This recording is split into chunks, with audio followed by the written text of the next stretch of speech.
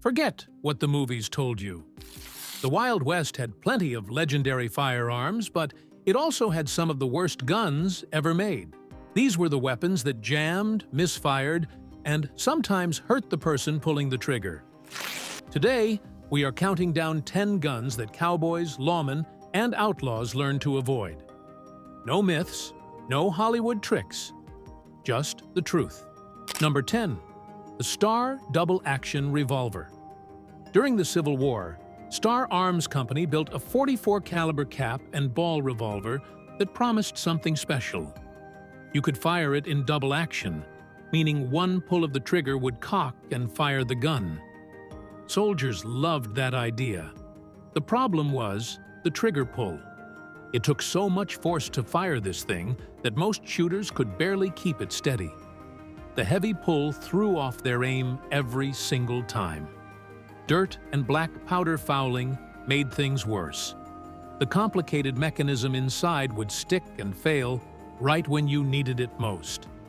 The internal parts required careful cleaning that was hard to do on the trail. By the time the frontier really opened up, experienced gunmen had moved on to simpler designs from Colt and Remington. The Star ended up in the back of gun cabinets, forgotten by the men who actually needed a reliable sidearm. A few examples survive in collections today, mostly as reminders that being first with an idea means nothing if the execution falls short.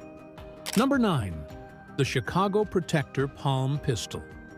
In the 1890s, the Chicago Firearms Company made something strange. This tiny disc-shaped gun fit in the palm of your hand and measured barely 3 inches across. It had no trigger. You fired it by squeezing your whole fist around the grip. The radial magazine held 7 rounds of .32 extra short ammunition. Here is the problem. That cartridge had almost no power. The bullet moved so slowly it could barely break skin at any real distance. You could barely stop a determined attacker at arm's length. The squeeze mechanism made accurate aiming nearly impossible because every shot required gripping force that shifted the whole gun. Black powder residue built up fast and jammed the whole thing. If you needed a concealed weapon, a small revolver did the job better in every way. The palm pistol looked futuristic, but it failed in every practical way. Museums have a few surviving examples, mostly as curiosities from an era of weird gun experiments that went nowhere. Number 8. The Reed My Friend Knuckle Duster. James Reed patented this combination weapon in the 1860s. It was a brass knuckle grip attached to a tiny revolver cylinder with 5 or 7 chambers. No barrel at all, just the cylinder chambers pointing forward. It fired .22 rimfire cartridges with powder charges so small they barely made noise. The .22 had minimal stopping power, and without a barrel, accuracy disappeared completely. The rifling that normally spins a bullet and keeps it flying straight simply did not exist. You had to be close enough to punch someone for this gun to have any real effect. Loading took forever because each tiny chamber needed individual attention. The whole thing weighed down your hand awkwardly. Gamblers and saloon regulars sometimes carried them as a last resort backup, but serious gunfighters wanted nothing to do with a weapon this weak. The My Friend earned its nickname because you really needed to be friends with your target to hit them. Number 7. The Guyot Chain Pistol. Some inventors just refused to keep things simple. Belgian gunmakers in the late 1800s created the Guyot, which used a chain of linked chambers instead of a rotating cylinder. Some versions claim to hold up to 40 shots. Sounds impressive until you actually tried to use one. The chain mechanism jammed constantly because each link had to align perfectly with the barrel and firing pin. Getting all those chambers to line up and fire consistently was almost impossible under any real-world conditions. Reloading the chain took an unreasonable amount of time and required a level of patience no gunfight would allow. The ignition system failed regularly because the chain introduced too many moving parts. This was one of the most complicated handgun designs ever attempted, and complexity kills reliability in the field. Very few were made, and fewer survived because owners had no reason to keep them. It remains one of the strangest failures in firearms history. Number 6. The Jara harmonica pistol. A French inventor patented this in the 1860s. Instead of a cylinder that rotated, it used a flat block of 10 chambers that slid horizontally to line up with the barrel. The block looked like a harmonica, hence the name. This thing had problems from day one. Dust and dirt caused the sliding mechanism to stick, especially in the dry conditions of the American West. The pinfire cartridges it used were fragile and unreliable, with exposed firing pins that could accidentally discharge.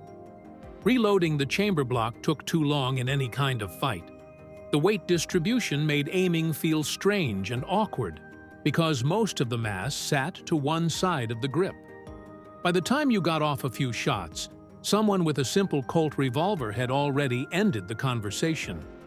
The harmonica pistol never caught on in America, and the few that made it to the frontier quickly proved useless for any serious work. If you have made it this far, you clearly appreciate the real history of the West. Tap that like button and subscribe, so I know to keep digging up more of these forgotten stories. Number 5. The Colt Patterson Revolver. Samuel Colt's first production revolver came out in 1836. The Texas Rangers used it against Comanches and praised its ability to fire 5 shots without reloading, which gave them a real advantage in running fights on horseback. Here is what they complained about. Early models had no loading lever attached. You had to completely take the gun apart to reload it. In a fight, that delay could get you killed. The design was delicate, built for gentlemen rather than rough frontier conditions. Parts broke under hard use. Capping the nipples for each chamber took careful attention, something you rarely had in combat. Chain fires remained a constant risk, where sparks set off multiple chambers at once and sent bullets flying in directions you never intended. Colt listened to the feedback and improved his later designs with the Walker and Dragoon, but the Patterson itself faded quickly. By the real heyday of the Wild West, these guns were antiques that collectors treasured, while working cowboys ignored them completely. Number 4. The Allen and Thurber Pepperbox Revolver. These guns were popular in the 1840s and 1850s. They had multiple barrels, usually 4 to 6, that rotated around a central axis. Most came in .31 or .36 caliber cap and ball. Gold Rush miners bought them because they were cheap and offered multiple shots in a compact package. The problems piled up fast. That cluster of barrels made the front end heavy and hard to aim steadily. Most models had no real sights because the hammer blocked your view when you tried to line up a shot.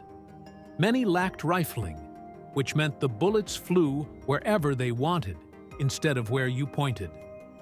Chain fires happened when sparks from one chamber ignited others, turning your pistol into an uncontrolled Roman candle. Mark Twain himself made fun of the pepperbox in his writings, noting its complete inability to hit anything you aimed at. By the time proper revolvers became common, the pepperbox was a joke among serious shooters. Number 3. The Apache Revolver. Belgian gunmaker Louis Dolne created this bizarre weapon in the 1870s. It combined a 6-shot pinfire revolver with brass knuckles and a fold-out knife blade. French street criminals called Apaches made it famous in European back alleys.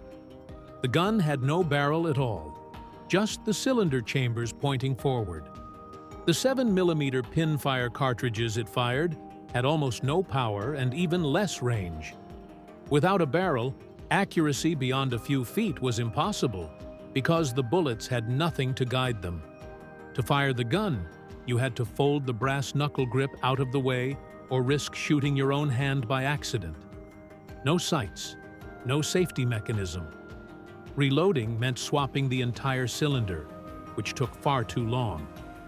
Everything about this weapon screamed desperation rather than effectiveness. A few made it to America during the late frontier period, but any cowboy who saw one probably laughed at the owner. This was a street criminal's last resort, completely useless for real frontier work against armed opponents or dangerous animals. Number 2, the Colt model 1855 revolving rifle. Samuel Colt thought his revolver cylinder would work great on a rifle. The model 1855 used a rotating cylinder holding 5 or 6 rounds in calibers, like .56, with barrels stretching over 2 feet long. On paper, it offered rapid fire that lever actions could not match at the time. In reality, it was a danger to the shooter. The open gap between the cylinder and barrel let hot gas, sparks, and lead fragments escape sideways, right where the shooter's left hand gripped the forend.